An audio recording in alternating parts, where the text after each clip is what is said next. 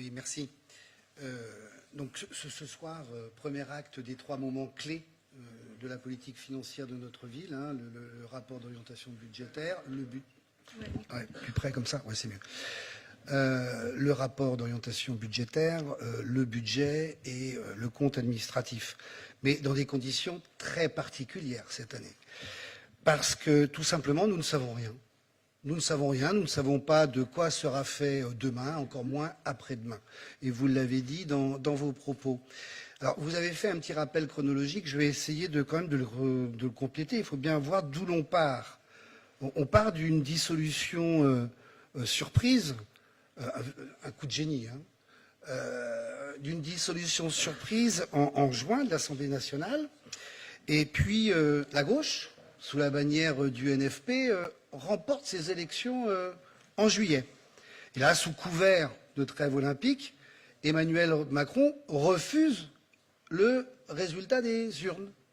Et en septembre, nomme un Premier ministre de droite, de votre famille politique, qui découvre, vous l'avez dit, qui découvre les cadeaux faits aux plus riches et que cela nous coûte des milliards d'euros chaque année.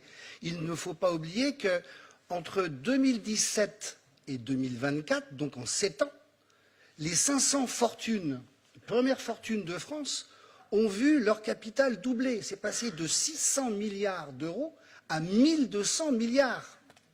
Donc ce n'est pas la crise pour tout le monde. Il ne faut pas l'oublier.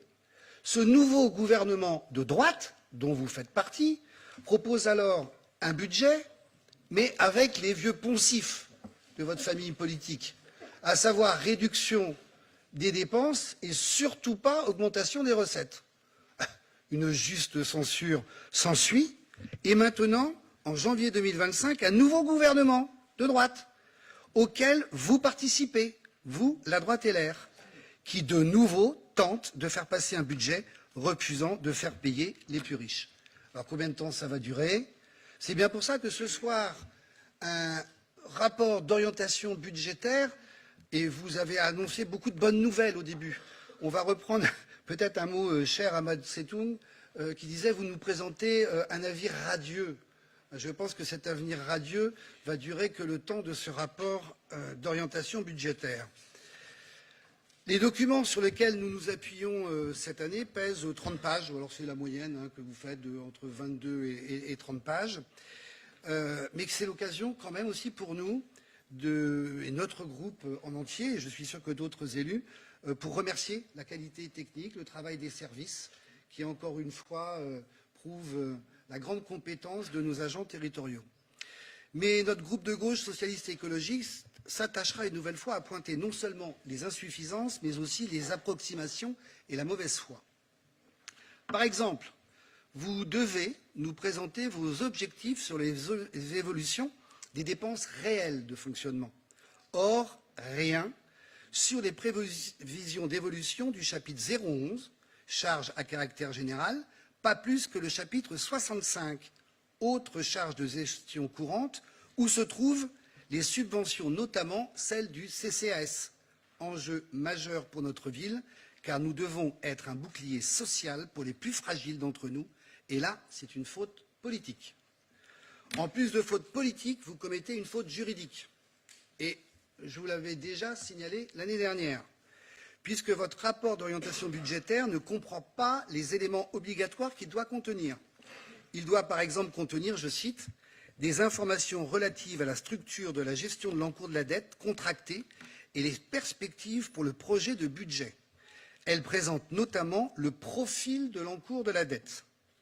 Nous ne disposons ni du nombre d'emprunts, de leur durée, ni du niveau et de la nature des nouveaux emprunts de 2025. Vous avez oublié de le dire, Madame Arès, dans votre présentation, puisque vous l'écrivez même, page 29, vous avez bien prévu d'emprunter de nouveau. Ni du capital remboursé cette année. Facile après d'affirmer que l'épargne brute est projetée à 22 millions sans déduire justement le capital remboursé cette année. Et c'est ce que nous appellerons cette épargne nette qui pour nous est proche de zéro, voire négative. Au passage, vous rappelez qu'il reste des emprunts à taux variable, si chers sans jeu de mots, à Xavier Périca, qui affirme depuis des années qu'il n'en existe plus. Le mensonge ne l'a jamais étouffé.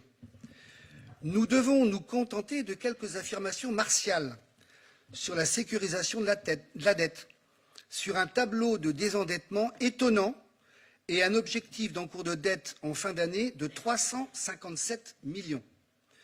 Le coût des graphiques et de leur distorsion d'échelle est trop visible et confine au manque de respect pour les élus que nous sommes. Nous savons lire et compter. La baisse de l'encours de la dette, monsieur le maire, n'est pas celui que vous annoncez. Il est de 0,5%. Et encore calculé sur des intentions. Parce qu'encore une fois, vous avez comparé un CA, un compte administratif 2017, à un BP 2025. On compare les objets de même nature. Vous avez fait allusion une fois à votre formation scientifique, vous le savez, monsieur le maire. Ce qui est un fait, en revanche, c'est qu'inexorablement, la capacité de désendettement se dégrade. 14 ans au BP 2023, 15,7 ans au BP 2024 et maintenant 16,2 années au BP 2025. La zone de sécurité pour des villes de notre strate est entre 10 et 12 ans. Je revois tout de suite le petit sourire narquois de M. Périca qui pense déjà à son contre-argument, le fameux CA de 2014. Alors, certains vont nous dire, ça y est, il va encore nous refaire l'histoire. Je vous rappelle que vous aviez monté ce coup, et j'assume mes mots, en réinjectant 13 millions de la DSP de stationnement, votre DSP de stationnement. On pourra en reparler en tête-à-tête sans problème, Monsieur Périca.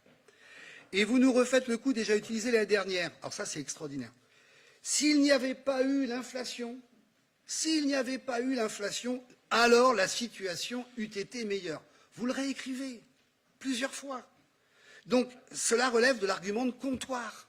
Ce n'est pas de l'analyse financière de niveau. S'il ne pleuvait pas, il ferait beau. Donc, s'il vous plaît, là encore une fois, ne manquez pas de respect aux élus et aux Argenteuillaises et Argenteuillais. De la mauvaise foi encore, vous rappelez vos mesures préélectorales de 2019 et 2020 de baisse de la taxe foncière et vous annoncez une stabilisation de vos taux. Ce marché de dupes ne trompe personne, puisque l'augmentation des bases fiscales de cette année sera de 1,7%.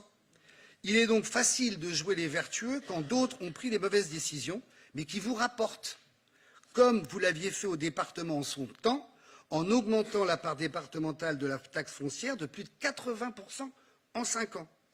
Donc il faut le dire aux Argenteuillaises et aux Argenteuillais, les impôts augmentent.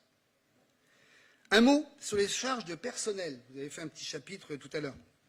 Alors, tout à fait, nos politiques publiques ne peuvent être portées sans les agents territoriaux. Et permettez-moi ici de les saluer au nom de notre groupe pour tout le travail fourni, souvent dans des conditions difficiles, trop souvent raillées et pas assez défendues. D'ailleurs, je me permets une incise vers l'actualité nationale. Je pense que tout le monde a suivi ça avec attention. Si l'amendement qui visait à allonger le délai de carence des agents de 1 à 3 jours a été rejeté par les sénateurs, il n'en demeure pas moins que les sénateurs de droite, dont vous faites partie, a acté une baisse du niveau d'indemnisation des arrêts maladie. Le fonctionnaire perdra donc 10% de son salaire. C'est inacceptable, car encore une fois, à droite, vous partez du postulat que les fonctionnaires ne travaillent pas, abusent des congés maladie, et pour cela, ils doivent être punis.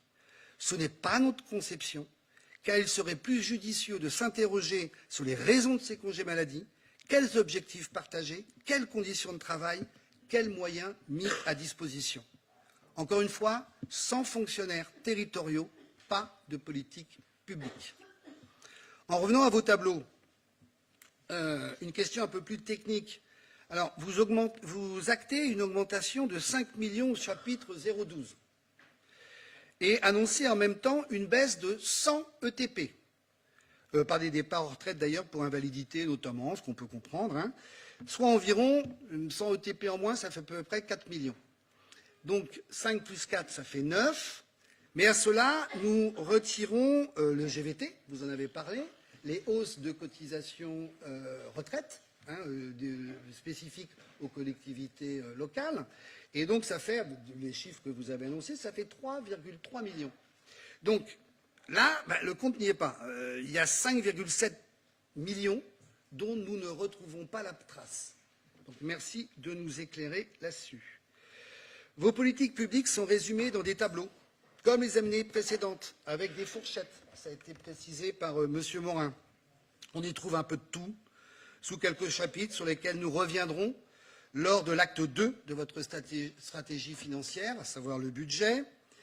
Malheureusement, ici aussi, aucune trace de l'ouverture d'un CHU. Même dans votre deuxième axe, intitulé avec cynisme « Solidarité argenteuillaise pour répondre aux plus fragiles ». Quant à votre axe, la sécurité partout pour tous, faut-il rappeler que la sécurité, ce n'est pas simplement signer les arrêtés de fermeture des commerces et restaurants pour défaut d'hygiène. Il faut le faire. Et nous sommes tout à fait d'accord. Mais que c'est aussi la sécurité du quotidien, la lutte contre les incivilités, la présence dans tous les quartiers.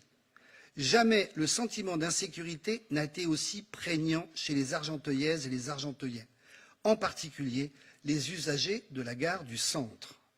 Vous annoncez 65 policiers municipaux. Il serait intéressant d'ailleurs de savoir combien sont en formation. Donc, ce qui supprime des policiers municipaux réellement sur le terrain. Nous pouvons nous en réjouir, mais le ratio est de 1 pour 1000 pour les villes de notre strate. Nous ne sommes donc pas encore à niveau. Les problèmes que vivent nos concitoyennes et concitoyens sont énormes et mettent malheureusement en exergue les manques de notre ville. Politique sociale, politique médicale, politique éducative, jeunesse et seniors, victimes trop souvent oubliées de la précarité et de l'isolement. Être une municipalité à la hauteur des préoccupations des Argenteuillaises et des Argenteuillais, y compris les plus en difficulté, n'est pas chose facile.